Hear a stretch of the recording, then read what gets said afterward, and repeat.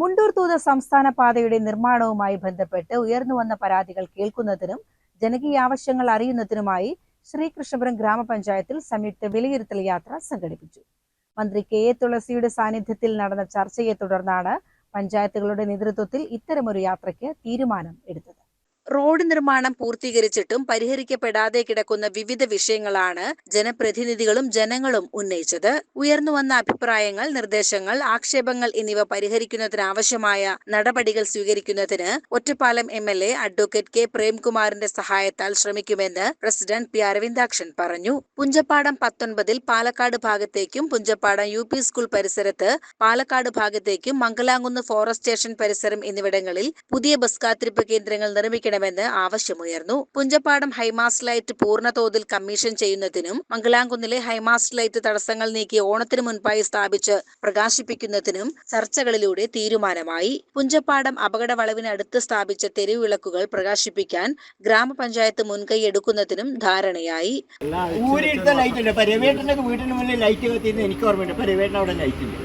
നല്ല ബുദ്ധിമുട്ടാണത്. അതായത് ഈ ലൈൻ മാറ്റൽ ഒന്നിച്ച് KCBക്ക് അല്ലേ കൊടുത്തിരുന്നത്? അല്ല, പൈസ പെട നടത്തിയിട്ട് അവരല്ലേ ചെയ്തത്? ആ ഒരു പോയിന്റിൽ ഇപ്പൊ ഈ ഒരു പോസ്റ്റ് മാറ്റാന്ന് വെച്ചാൽ പോസ്റ്റ് ഉണ്ടായിരുന്ന ലൈറ്റ്, അതുപോലെ തന്നെ പുഞ്ചപ്പാടം സെന്ററിൽ നമ്മളൊരു മിനി മാസ്റ്റർ ലൈറ്റ് ഉണ്ടായിരുന്നു. MLA ഫണ്ട് അത് അഴിച്ചെടുത്തു. ഇപ്പൊ ആ സാധനം എവിടെയെന്ന് തന്നെ അറിയില്ല.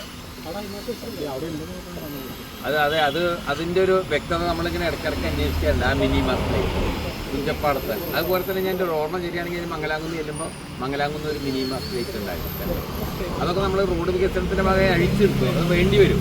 പക്ഷെ പിന്നീട് അത് റോഡിൽ വിവിധ ഇടങ്ങളിലായി വെള്ളം കെട്ടി നിൽക്കുന്നത് പരിഹരിക്കുന്നതിനും ഓടകൾ നല്ല നിലയിൽ പ്രവർത്തിപ്പിക്കുന്നതിനും നടപടികൾ സ്വീകരിക്കുമെന്ന് KSTP അധികൃതർ ഉറപ്പു നൽകി. പ്രധാന പാതയിൽ നിന്നുള്ള ഉപ റോഡുകളായ Malampalla road, Thalayanakkad road, Maniyani, Palikkuzhi, Mahatma Asupathripadi road എന്നിവയുമായി ബന്ധപ്പെട്ട വിഷയങ്ങളും ആവശ്യങ്ങളായി ചർച്ച ചെയ്തു. റോഡ് നിർമ്മാണ സമയത്ത് ശേഖരിച്ച അധിക മണ്ണ് നിക്ഷേപിച്ച മണിയാണി ഭാഗത്തെ മൺതിട്ട ഒഴിവാക്കണമെന്ന ആവശ്യവും ജനങ്ങൾ ഉന്നയിച്ചു. നടപ്പാതകളുടെയും ഓടകളുടെയും കുറവുകളും ജനങ്ങൾക്ക് ശല്യമുണ്ടാക്കുന്ന നിലയിലുള്ള ബാരിക്കേഡുകൾ മാറ്റി സ്ഥാപിക്കണമെന്ന ആവശ്യവും ജനങ്ങൾ ഉന്നയിച്ചു. റോഡിന്റെ അപകടാവസ്ഥയെക്കുറിച്ച് CCN നിരന്തരം വാർത്തകൾ നൽകിയിരുന്നു.